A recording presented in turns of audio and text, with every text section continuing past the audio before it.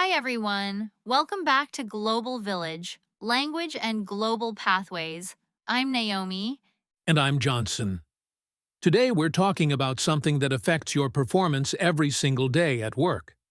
Communication.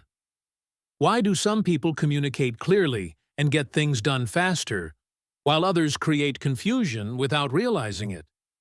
That's a very practical topic, Johnson. In the workplace, communication is not just about speaking English, it's about delivering your message clearly and effectively.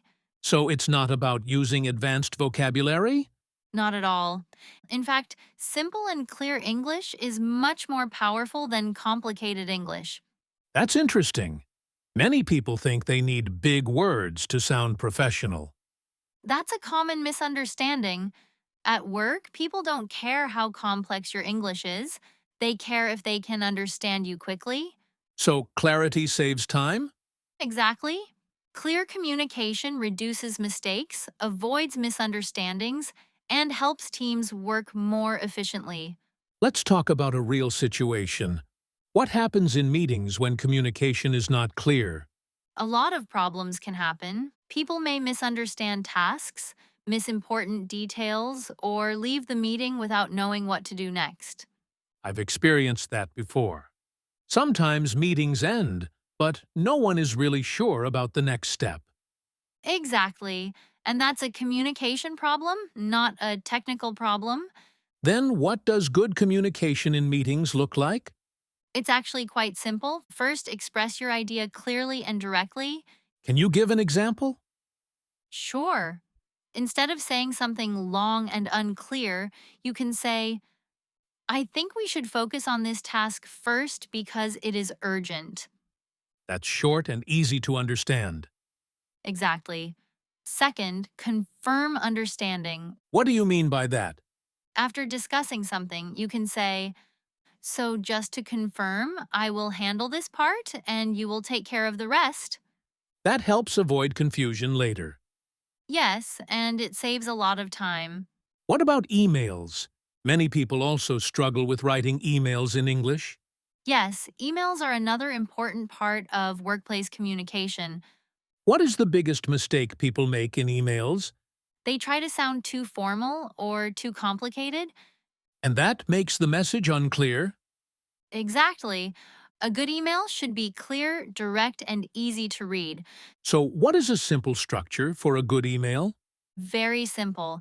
Start with the purpose, give the key information, and end with a clear action. Can you give an example? Sure. Hi, team. I'm writing to update you on the project. We have completed the first phase.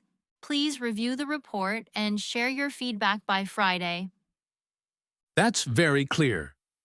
Yes, no unnecessary words, just clear information. Now, let's talk about reporting.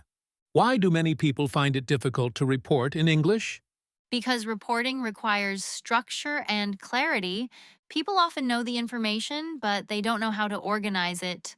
So the challenge is not language, but structure? Exactly. Then what is a simple way to report effectively? Use a clear structure. What happened? What is the current situation? And what is the next step? That sounds very practical. For example, last week we completed the design phase. Currently, we are working on development. Next, we will start testing. That's very easy to follow. Yes, and that's the goal. Make it easy for others to understand your message. Let me ask you something deeper. How does good communication affect someone's career in the long term? It has a huge impact. People who communicate clearly are seen as more professional, more reliable, and more capable. Even if their technical skills are the same? Yes, because communication makes your work visible. And poor communication? It can lead to misunderstandings, missed opportunities, and even loss of trust. That's a big risk. It is. That's why communication is one of the most important skills in the workplace. So if someone wants to improve their communication at work, what should they start with? I would suggest three simple things. First, focus on clarity, not complexity. Keep it simple. Exactly. Second, practice in real situations, meetings, emails, daily conversations. That builds real experience. And third, don't be afraid to speak. Communication improves through use, not through thinking. That connects to our previous topic about confidence. Yes, everything is connected. This conversation really makes me think about how important communication is at work. Me too. It reminds us that communication is not just a language skill, it's a career skill. Thank you for sharing your insights, Naomi. Thank you, Johnson. And thank you, everyone, for listening to Global Village Language and Global Pathways. We hope today's episode helps you communicate more clearly and effectively at work. Take care, and we'll see you in the next episode.